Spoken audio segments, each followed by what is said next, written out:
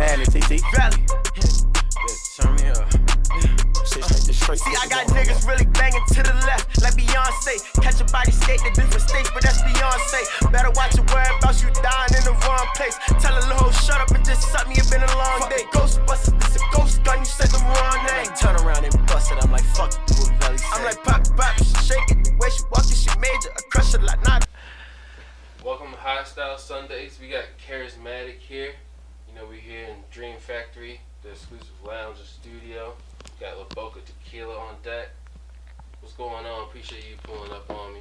Hey, nothing's really going on today. I'm chilling today. Okay. How you doing today? I'm good. Can't complain.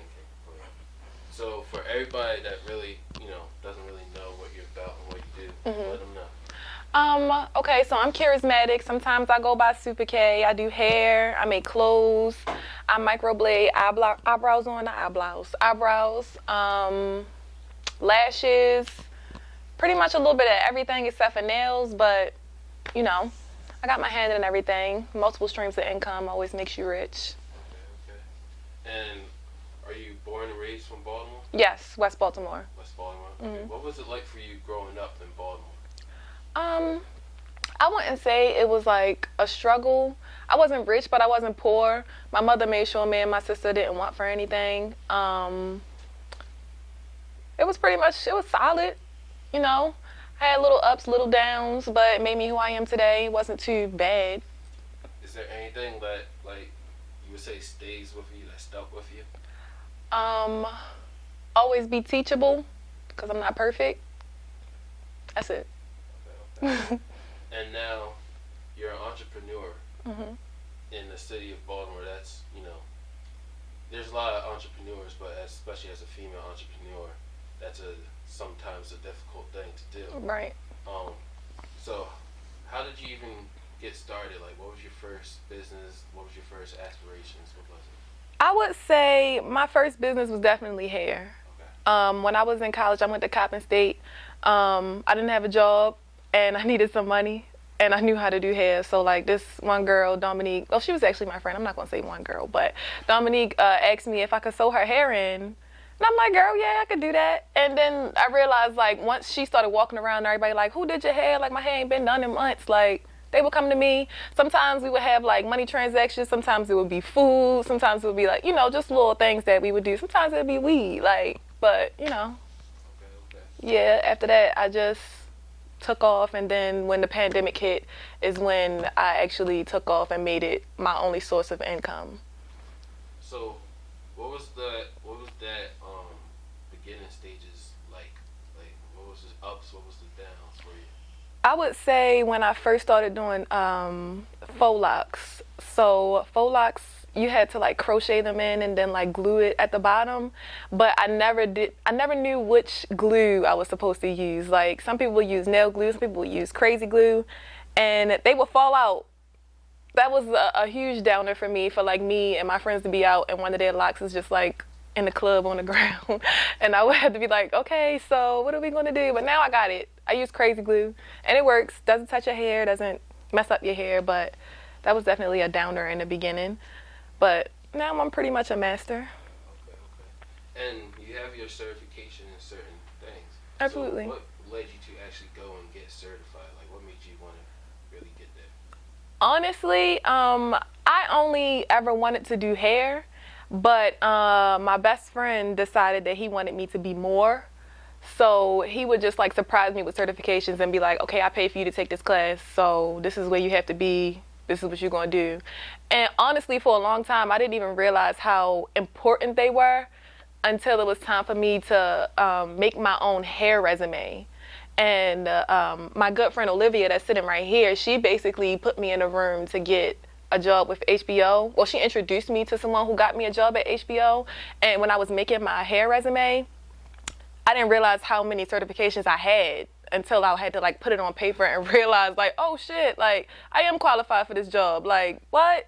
But yeah, that was that. Okay.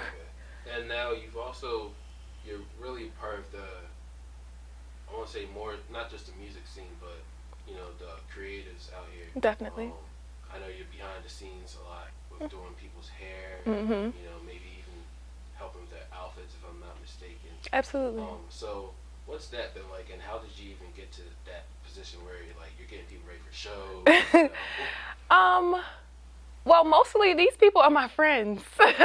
Like, it didn't really take much for me to do it, because when they decided they wanted to be an artist or something like that, it's like, oh, well, I'm going to get Kara to do my hair, or Kara make clothes, so I'm going to do this. So it wasn't like hard. It was just I already knew these people growing up. So it was just like, let's do this. So we was a team. Has that like led you to any bigger opportunities, or?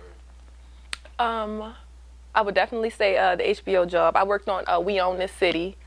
What else? My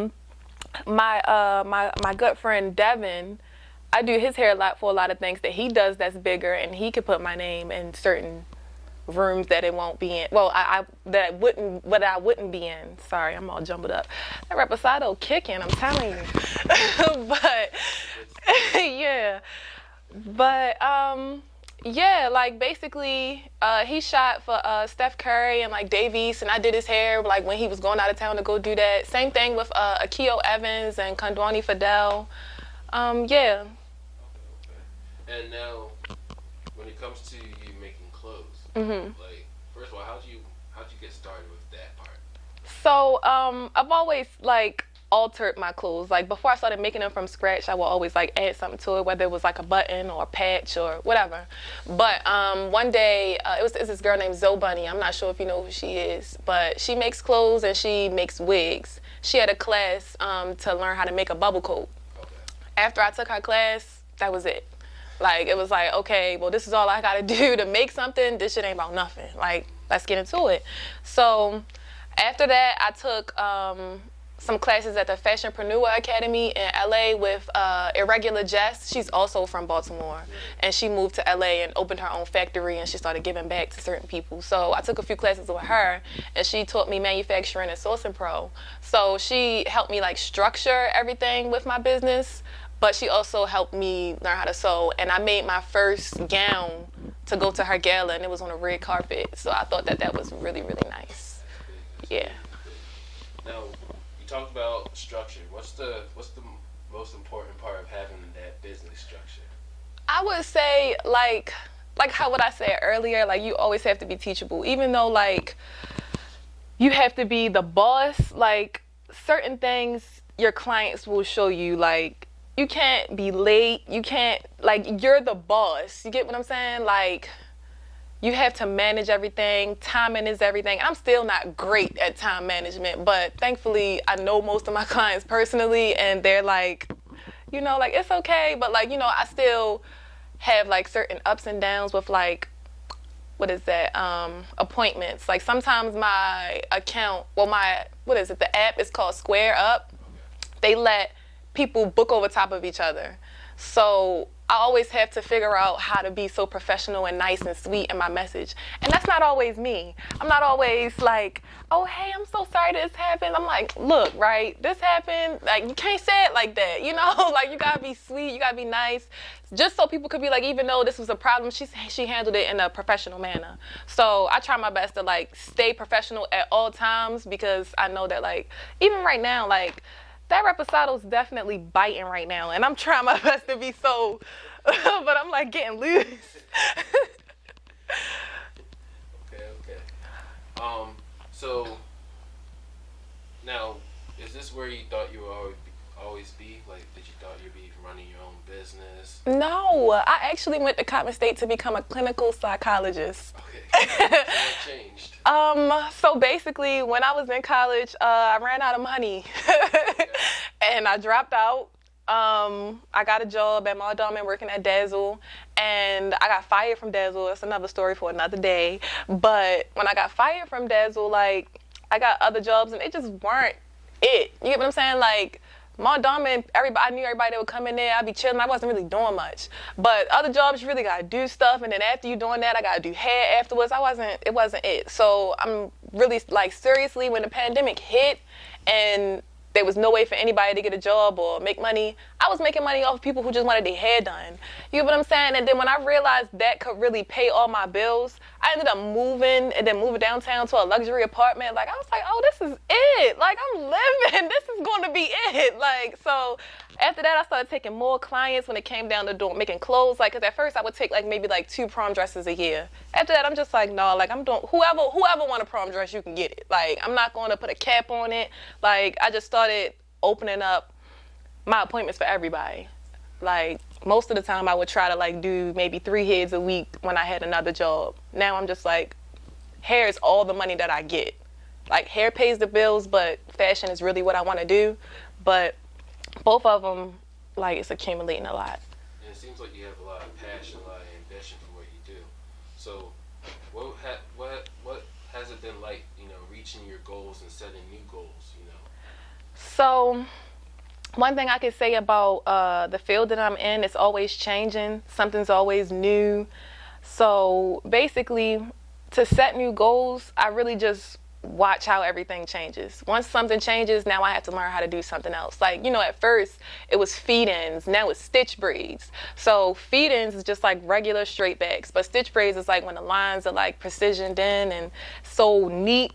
I had to learn that maybe 2 years ago. Now I'm a beast at it, and people are like, you feel me? I'm gonna go to Kara to get my stitch braids, and I'm just like, yeah, like it took me a long time to get it, but like not a long time. It was a long time in my words. You get what I'm saying? But other people were just like, girl, this is nice right here. You know, like it's not messy. And I'm just like, it's a certain type of perfection that I like more than other people. So then it's just, well, that's how I set like goals like that for hair. But like with making clothes, I just follow other fashion designers. And sometimes I'll like see something that they have and I'll make something and then I'll like post it and be like, this is where I got my inspo from, but I'll try to put a twist on it to make it like my style or like what I like.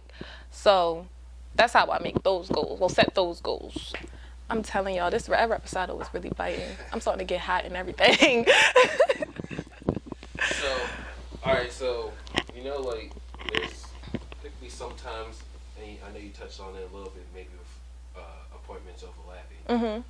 There could be issues, we hear it all the time, issues with the hair, expensive, the prices may be expensive for people, or some people just say, come correct. So, like, how do you avoid those types of obstacles? Most of the time, I just block them. For real, like, this is my time. This is my stuff that I have to buy. Like, I buy all my hair in bulk, and I put it in your head, and I make sure you look good for the remainder of the time that you want to keep these hairstyles. And you right about my price, go to somebody else. Why would you ask me why am I charging that much? Like, I be trying my best to be real civil and professional, but like I said, sometimes that's not always me.